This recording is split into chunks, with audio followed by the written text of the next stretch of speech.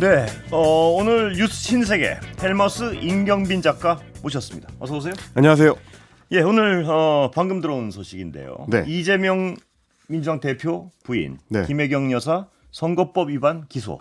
그렇습니다. 간략히 소개해 주시고 변호사 연결해 보겠습니다. 그렇습니다. 뭐 이 건 같은 경우는 이제 지난 대선 때 좀 가장 좀 뜨겁게 제기됐었던 의혹 중에 하나인데 직원 배모 씨, 그 당시에는 경기도청 5급 별정직 공무원이었습니다.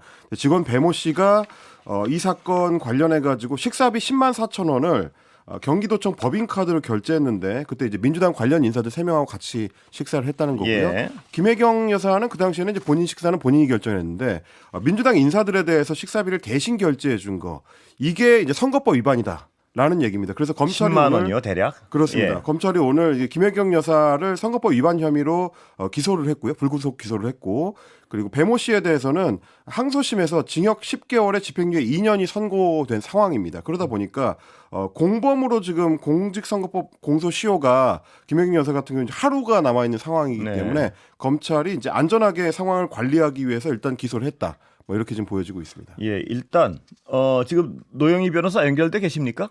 예, 노영희 변호사 얘기 들어보고 다시 한번 얘기 나눠보겠습니다. 네. 예, 자, 노영희 변호사 연결돼 계십니까? 네, 안녕하십니까. 안녕하십니까? 전화로 인사드립니다. 네, 안녕하세요. 네. 예, 오늘 이 집행유예 이 선고 소식 보셨죠? 네네. 예, 일단 그 개요부터 방금 잠깐 설명 들으셨지만 다시 한번 좀 정리해 주시죠. 김혜경 씨, 김혜경 여사의 수행비서 배모 씨가 경기도청 법인카드를 사용해서 2018년부터 2022년까지 약 2천만 원 상당의 돈을 유용했다. 이게 이제 이 배모 씨에 대한 혐의이고요. 예, 여기에 대해서는 배모 씨가 일단 본인이 그 카드를 사용한 것을 인정하고, 물론 이제 지시받았다 이런 얘기는 없었고. 아, 어쨌든 본인이 사용한 걸 인정했다 이거죠? 예, 법카 유용을 인정했다는 거죠, 예. 본인이. 예, 그러면서 결과적으로 원심과 같은 징역 10월에 집행유예 2년이 선고가 된 겁니다. 예.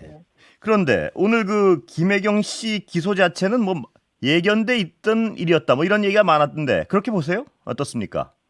일단 그 검찰 입장에서 보자면은 사실 배모 씨의 법인카드 유용도 문제겠지만은 그 법인카드를 누구를 위해 사용했을까가 이제 핵심이었기 때문에 그 이재명 지사와 김혜경 여사에 대한 그 기소를 하고 싶어 했을 거라고 봅니다. 예. 어쨌든 중요한 거는 이 공직선거법상 공소시효는 그 해당 선거일로부터 6개월 안에 이루어져야 되기 때문에 이게 2022년 3월 9일 날 대통령 선거가 있었기 때문에 그때로부터 지금 현재 그 6개월이 되는 시점이 2022년 9월 9일이거든요. 예. 그러니까 9월 8일 날 이 배모 씨를 기소하면서, 그러니까 재판에 넘기면서 결과론적으로는 공소시효를 김혜경 여사에 대한 공소시효 중지를 시켜야 될 필요가 있었던 것이고, 예.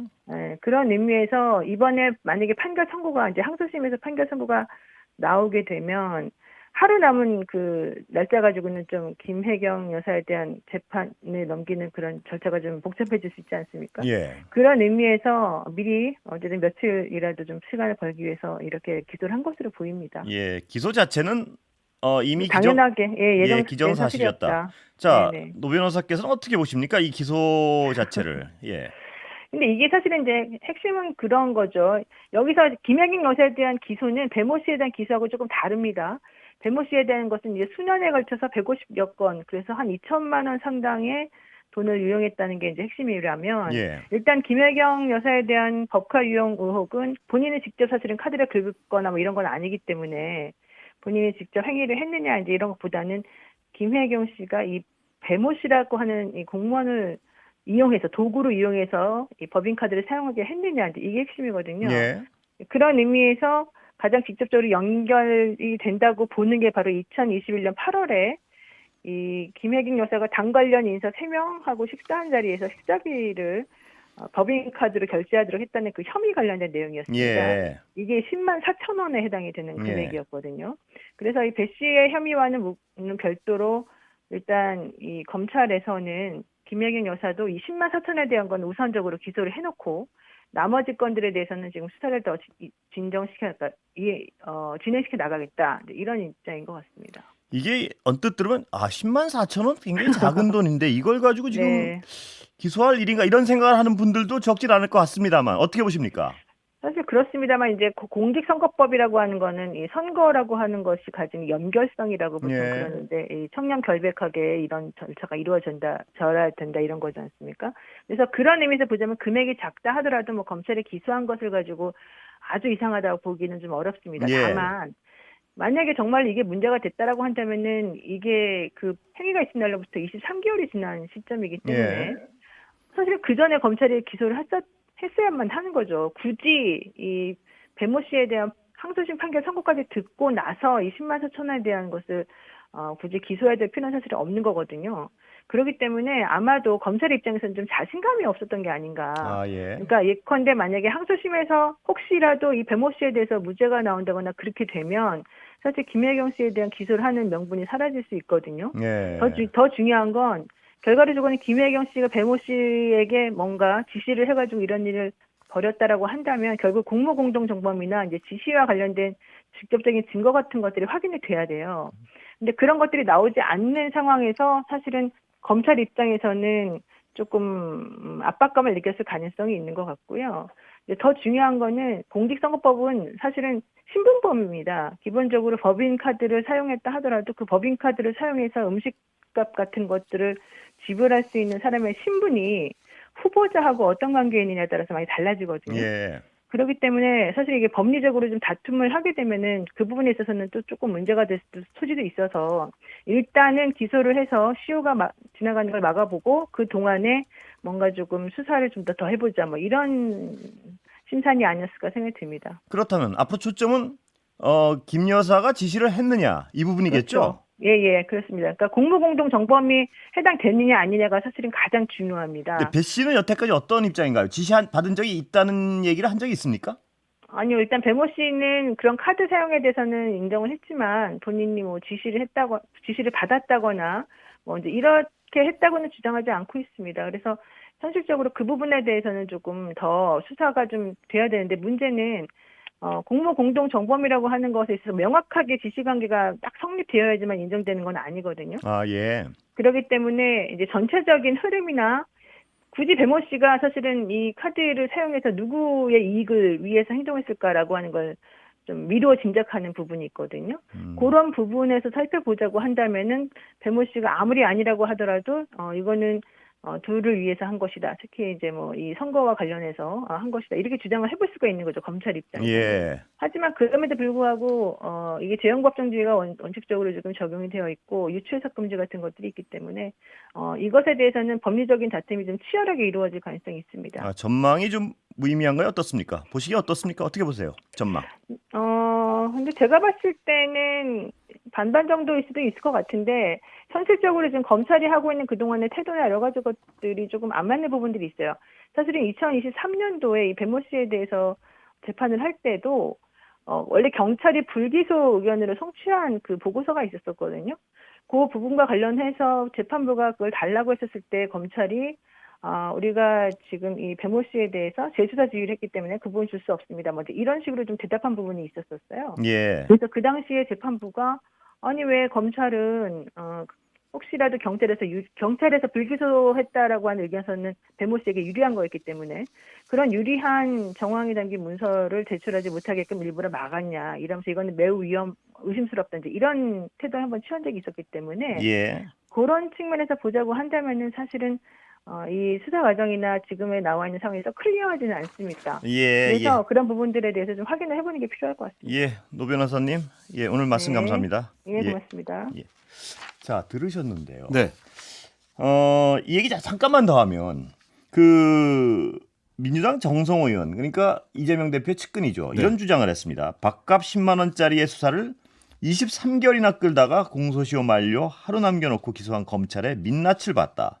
검찰이 국민의힘 총선 승리를 위해 움직이고 있다. 이렇게 주장했는데 어떻게 보세요?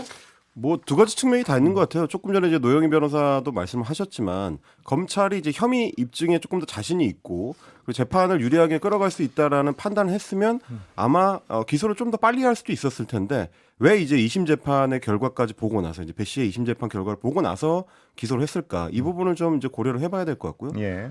또 하나는 오늘 뭐 언론 보도를 통해서도 여러 차례 언급이 됐습니다만 배 씨가 본인은 이제 그런 지시를 받은 적이 없다. 예. 그러니까 이제 김혜경 씨로부터 어떤 지시를 받고 법인카드를 사용하는 방식으로 하지 않았다.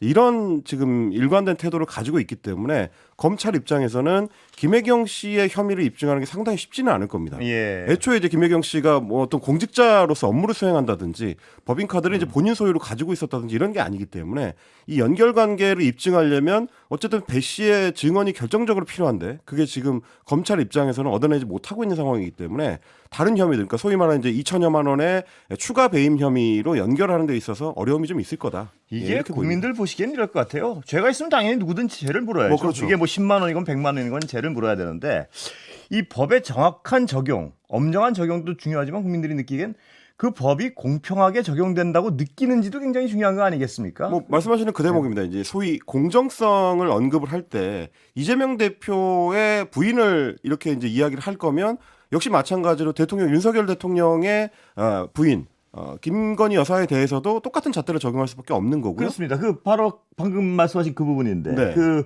논란이 됐던 명품백이요. 300만 원 상당의 그렇습니다. 명품백. 매정하게 끊지 못한 것이 좀 어떤 문제라면 문제고 이렇게 대통령이 어떤 답변을 하셨어요. 네, 회담에서.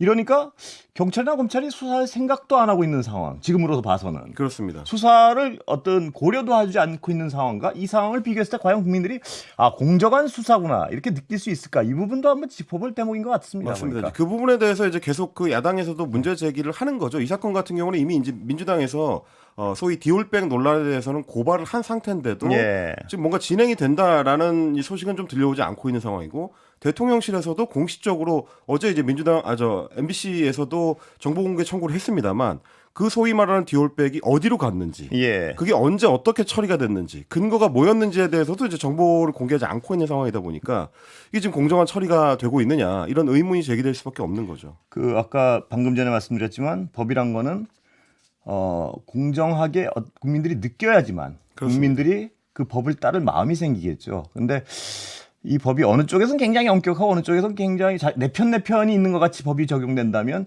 약간 국민들이 느끼기에 이 법의 어떤 실효성이랄까요? 그렇죠. 예. 그런데 방금 그 말씀하신 거예요. 네. 그 공개를 못하는 이유가 뭔가요?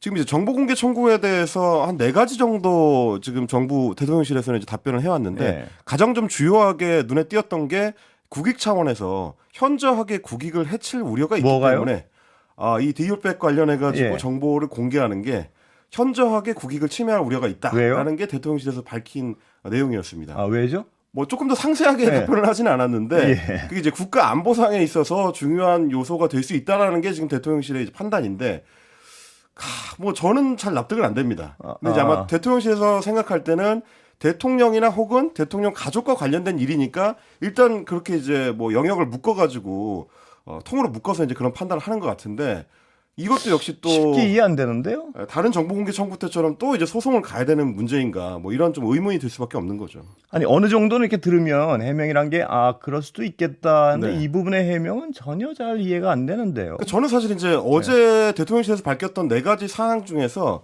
좀 모순적이라고 느꼈던 게 사생활과 관련된 부분이기 때문에 개인 사생활 침해가 될 수 있어서 밝힐 수 없다라는 답변이 하나가 있고요. 예. 동시에 수사 사안이나 재판 사안과 연관될 수 있기 때문에 밝힐 수 없다라는 답변이 있었습니다. 예. 근데 이 두 가지는 서로 충돌하거든요. 일단 수사 제가 사안- 네. 한번 저쪽에서 네. 그 대통령실의 입장을 써서 보여주셨어요. 네네네. 한번 읽어드리면 비공개 결정 통지서를 보내왔다. 국가안전보장 등에 관한 사항으로서 공개될 경우 국가의 중대한 이익을 현저히 해칠 우려가 있다는 이유를 밝혔다. 이건 뭐 저는 상식적으로 이 부분은 이해가 안 돼요. 네. 이게 어떻게 국가안전보장에 대한 디올백이. 근데 공공기관의 정보 공개에 관한 법률 4개 항목을 열거하며 비공개 결정을 양해해달라고 했다. 이건 뭐 그냥 양해를 부탁한 네. 거고요. 앞서 언급한 국익 침해와 함께 재판이나 수사를 곤란하게 하거나 감사, 인사관리 등의 공정한 수행에 지장을 줄 수 있다. 이것도 무슨 말인지 잘 모르겠어요. 이거 좀 해석이 가능하시면 저한테 좀 해석을. 예. 제가 그래서 이제 두 가지가 충돌한다고 말씀을 드렸던 예. 건데 재판이나 수사를 곤란하게 할 수 있다라는 이유가 하나 있고요. 예. 동시에 사생활의 비밀이나 자유를 침해할 우려가 있다. 예. 이 두 가지 이유를 다 댔습니다. 근데 이제 만약에 이 사안이 그러니까 소위 디올백 사안이 수사에 대한 사안이라면 그건 수사를 해야 되는 거고 예. 만약에 사생활 침해 부분이라면 수사하고는 관련이 없는 게 돼야 되거든요. 예. 두 가지 이유를 다 댔다는 거는 대통령실에서도 하여튼 뭔가 정보 공개를 하지 않을 이유를 대기 위해서 여러 가지를 동시에 언급한 게 아닌가 이렇게 좀 추정해 볼 수밖에 없는 대목이긴 합니다. 하여튼 임 작가 열심히 설명을 해주셨는데 아직은 제 머리로는 잘 선뜻 이해하기는 어렵습니다. 예. 네. 다음 얘기 좀 넘어가 볼까요? 예, 지금 국민의힘 같은 네. 경우에 오늘 공천관리위원회에서 이제 중요한 결정을 내놨는데 단수 공천, 그러니까 한 사람만 공천 후보자로 결정한 내용들을 이제 밝혔습니다. 서울에 19명, 광주 5명, 제주 1명인데 가장 눈에 띄는 거는 이제 용산에 권영세 전 통일부 장관을 이 단수 공천했고 예. 서울 동작을 같은 경우는 나경원 전 의원이 공천을 받을 걸로 이제 보이고요. 예. 그리고 이제 보수 텃밭으로 꼽히는 강남 3구 중에서는 송파가 좀 눈에 띕니다. 배현진 의원이 송파 을에서 단수 공천. 네. 그리고 송파 갑에는 박정훈 전 TV조선 앵커가 단수 공천을 받았는데 이 송파 갑 같은 경우는 윤석열 대통령의 40년 직위로 알려졌던 석동현 전 민주평통 사무처장이 공천 신청을 했었기 때문에 예. 컷오프가 된 거. 그러니까 대통령의 지인이라도 컷오프를 했다라는 상징성을 좀 얻을 수 있게 됐습니다. 그리고 강북 지역에서는 마포 갑에 출마 준비를 했다가 지역구로 옮긴 이용호 의원이 서대문 갑으로 단수 공천을 받을 것 같고요. 김경진 전 의원은 동대문 을에 그리고 서울 서부 지역에서는 김경진 의원이 그 민주당 계시다가 옮기셨던 그분이시죠? 그렇습니다. 예. 이제 윤석열 캠프에도 잠깐 있었던 예. 김경진 전 의원이 동대문 을에 단수 공천을 받았고 태영호 의원 같은 경우는 원래 이제 지역구가 강남 갑인데 예. 구로 을로 옮겨서 단수 공천을 받았고요. 영입 인재로 이제 꼽혔던 호준석 전 YTN 앵커 같은 예. 경우도 구로 갑에 단수 공천을 받게 됐습니다. 예. 그리고 이제 비대위원 중에서 박은식 비대위원이 광주광역시 동구 남구 을에 단수 공천을 받았습니다. 예. 뭐 어느 부분이 제일 눈에 띄세요? 뭐 이렇게 그림 되면 작가. 이제 예. 사실 그 대통령실 출신으로는 예. 아직까지는 단수 공천이 없다. 용산 출신으로는 이제 없다라는 게 일단 눈에 띄고요. 예. 그리고 비대위원 중에서 이제 박은식 비대위원이 이제 공천을 받았다는 거. 예. 그리고 주로 서울의 접전 지역들의 중진 의원들이 가거나 혹은 민주당 텃밭이라서 공천을 받아도 당선이 쉽지 않은 지역들로 주로 지금 이제 비윤계 중진들이 이제 많이 배치가 됐다. 이런 점들이 눈에 띄고요. 예. 앞으로 좀 첨예하게 이익이 충돌할 걸로 보이는 강남 지역들은 아직까지는 단수 공천을 할지 경선을 붙일지 확실한 결정을 내리지 않고 있다. 송파는 어떻습니까?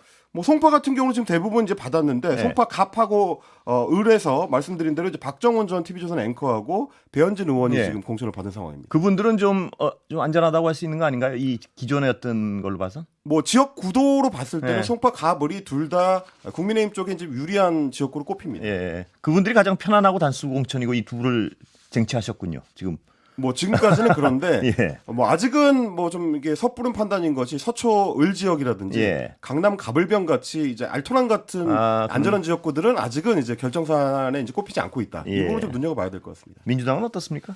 민주당은 특히 좀 주목을 받을 만한 게 삼선 중진 의원이었던 인재근 의원이 오늘 불출마 선언을 했습니다. 예. 원래 이제 도봉갑 지역구인데 이 지역에 대해서 이제 이재명 대표가 인재근 의원을 별도로 만나서 예. 불출마 관련된 그 논의를 했었다고 하는데 수용한 거군요, 그러니까. 네, 오늘 예. 이제 수용해서 결정 사안을 예. 밝혔고요. 그러면서 당에서는 지금 영입 인사 중에 김남근 변호사를 이 지역에 이제 공천하는 걸 추진하고 있는데 여기에 대해서 인재근 의원이 반대한다, 그러니까 지지하지 않는다라는 의지를 좀 명확하게 밝혔습니다. 꼬이는군요.